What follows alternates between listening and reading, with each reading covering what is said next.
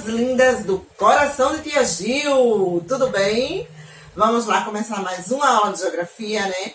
Essa será a nossa última aula de geografia da terceira unidade.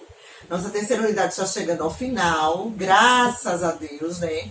Pena que ela também foi virtual, mas graças a Deus ela está chegando ao final. Vamos para o nosso último assunto desta unidade, tá? Pedi para vocês prestarem bastante atenção. É um assunto bem interessante. Geralmente cai em provas do Enem falando sobre isso, certo? Então é um assunto bem interessante, bem legal, bem uma variedade muito grande de informações, certo? Nós vamos falar sobre os imigrantes dos séculos XIX e XX. O que são imigrantes? Imigrantes são pessoas que vieram de outros países, tá? Para morar aqui no nosso Brasil. Existem os migrantes, certo? Migrantes. E existem os imigrantes. Os migrantes são aqueles que saem de um estado para o outro. Por exemplo, eu moro em Pernambuco, mas fui morar em São Paulo. Então, eu migrei de Pernambuco para São Paulo. Quando é dentro do próprio país, certo? Se for dentro daqui do Brasil, regiões daqui do Brasil apenas saindo de uma para outra, nós dizemos que são migrantes. Mas quando é de um país para o outro, nós dizemos que são imigrantes. Ou seja, eu moro no Brasil e resolvi morar nos Estados Unidos. Então, lá nos Estados Unidos, eu vou ser considerada um imigrante, porque eu saí do meu país de origem e fui morar em outro país, tá? Muito bem, vamos lá.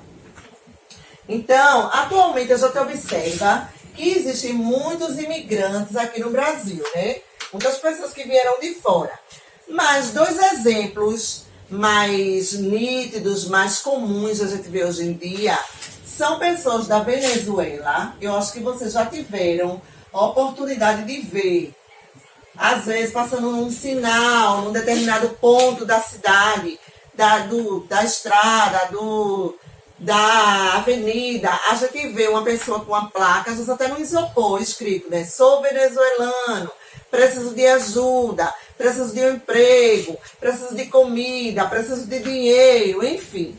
Então, atualmente a gente vai ver mais venezuelanos, certo? No nosso cotidiano, né? No nosso Brasil.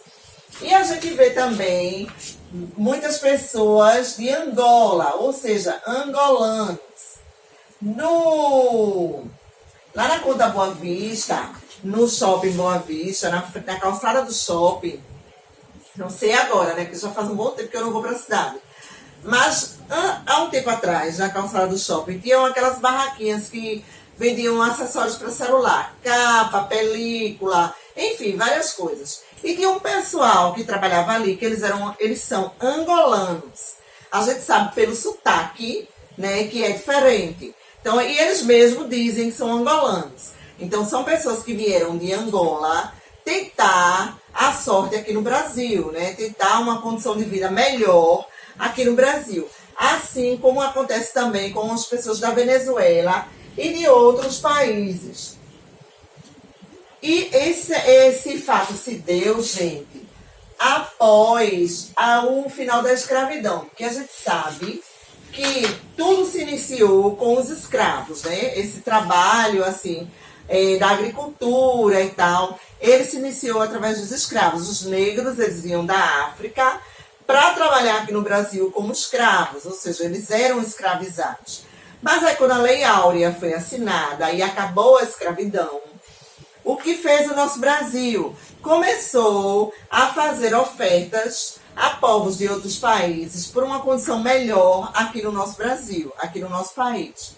Então, as pessoas vinham de fora para cá trabalhar nas fazendas de café, não é? No serviço da colheita, e com a possibilidade de uma vida melhor. Isso acontecia muito na região sudeste e na região sul. E essas pessoas, geralmente, elas vinham de navios e atracavam no Porto de Santos, na cidade de São Paulo, tá? Outra coisa interessante também em relação a isso é que, além dessas pessoas virem trabalhar nas fazendas de café, elas também muitas vezes vinham fugindo da guerra em seus países. Então, a Alemanha, por exemplo, foi um país que sofreu muito com relação à guerra, né? Existia um homem chamado Hitler, ele foi assim, um ditador muito cruel, assim, né? Ele era um nazista, então ele era muito ele foi muito cruel com as pessoas. Ele odiava judeus, ele matava de uma forma absurda, de uma forma horrenda, ele matava os judeus. E, assim, muita coisa aconteceu naquela época. Então, alguns conseguiram realmente fugir de lá, certo? E vieram para cá, para o Brasil, atrás de proteção e atrás de uma condição de vida melhor, né? Alguns conseguiram fugir, trazer sua família e vir para cá, para o Brasil.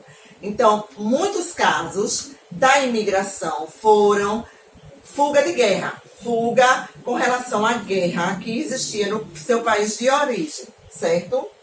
Outra coisa interessante também é que os imigrantes, a maioria deles eram italianos, tá? A maioria deles eram italianos, alemães, portugueses, certo? Portugueses, espanhóis,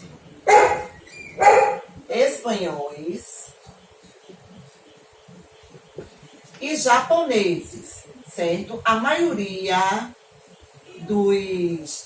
não, os principais imigrantes foram esses. Porém, um povo se destacou mais, certo? Assim, a imigração foi maior em relação a este povo, que eu vou falar agora, e ficou mais evidente, assim, é um povo que é mais comum nós encontrarmos aqui no Brasil, que são os chineses, certo? Os chineses, eles foram os principais imigrantes do nosso Brasil. A gente sabe até que muitos produtos que existem no comércio, né, hoje em dia são chineses, são importados da China. A gente sabe, se a gente for no centro da cidade, a gente encontra muita loja japonesa, muita loja chinesa, né, que vende produtos da China e que eles, os proprietários, são chineses. Então, os chineses, eles foram os principais imigrantes do nosso Brasil, tá? Até hoje também continuam ainda chegando imigrantes, né? Assim como até hoje, pessoas do Brasil vão ser imigrantes em outros países. Então é mais ou menos como se fosse uma troca. Mas existe muito mais de fora para o Brasil do que do Brasil para fora. Porque o nosso Brasil é considerado um coração de mãe, né? Ele abraça assim a todos. Não tem tanta burocracia para se entrar no Brasil. Para você sair do Brasil e ir para outro país, existe uma certa burocracia de documento, de visto, passaporte, de certidão certidão negativa de débito, certidão negativa de certidão negativa criminal, enfim. Existe uma série de protocolos para que você consiga sair do Brasil e entrar em outro país, o que não ocorre de outros países para entrar no Brasil. Existe protocolo? Existe, mas não tanto rigor como é em outros países, tá? Como são em outros países. Então, a maioria dessas pessoas, elas vêm em procura de melhores condições de vida, não é? E, além de elas virem à procura de melhores condições de vida, elas trazem consigo as suas culturas, né, a sua culinária, os seus hábitos, as suas crenças, os seus idiomas. Por isso que o povo brasileiro, existe tanta diversidade, não é, na nossa cultura brasileira. Porque muitos povos vieram de fora trazendo sua herança consigo. Ou seja, existem muitas culturas no nosso Brasil que são de fora. Existem muitas crenças no nosso Brasil que são de fora. E existem muitos hábitos no nosso Brasil que são de fora. Enfim, tudo isso contribuiu para que a nossa cultura ficasse ainda mais rica, certo? Com a influência de outros povos, tá? Então eu separei para vocês um texto bem interessante que tem no livro de geografia de vocês, tá? Lembrando que a nossa atividade de casa, ela está no livro de geografia das páginas. Deixa eu apagar aqui. Ela vai da página 103, páginas 103 até a página 107. Até 107. Eu acho que na agenda eu coloquei 106, porque a 107 fala sobre tudo que foi visto nessa unidade, tá? Mas é para vocês darem uma lidinha também na 107. Então, nessa atividade de casa, eu separei um texto bem interessante que está na página 105. É o texto de uma menina que ela é imigrante, certo? Ela veio para o nosso Brasil de um outro país e ela conta a história dela, resumida, né? De como foi quando ela chegou aqui no Brasil. Então, ela diz assim: assim começou a nossa vida na Rua Jaguaribe, que marcou o nosso verdadeiro encontro com o Brasil e apresentou para nós crianças uma mudança drástica, espécie de choque cultural entre o nosso passado europeu e a realidade brasileira tão diferente em tudo. A começar pelo clima, o calor, a garoa e a ausência de estações do ano, tão marcantes no outro hemisfério. O verão permanente nos intrigava, as chuvas torrenciais e as trovoadas violentas nos assustavam. Espantava-nos a rapidez com que tudo secava após um aguaceiro daqueles. Uma chuva forte e em riga significava vários dias de calçadas molhadas e poças de água suja.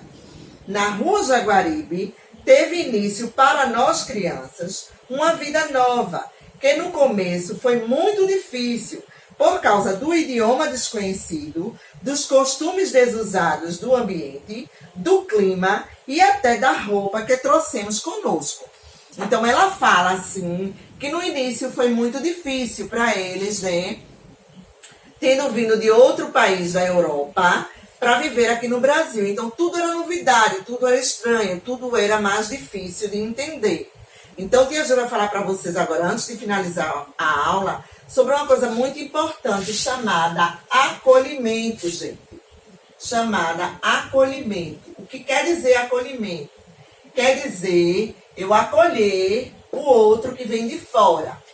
Então, se eu recebo uma pessoa de outro país do meu país, é como se eu estivesse recebendo uma visita na minha casa. Eu tenho que acolher bem, eu tenho que tratar bem, eu tenho que sorrir, eu tenho que ser carinhosa, eu tenho que ser amável, agradável, porque eu estou recebendo aquela pessoa que veio de fora para habitar na minha casa. Ou seja, a pessoa que veio de outro país para morar no meu país, ou para morar na minha cidade, no meu bairro, mas ela veio de fora.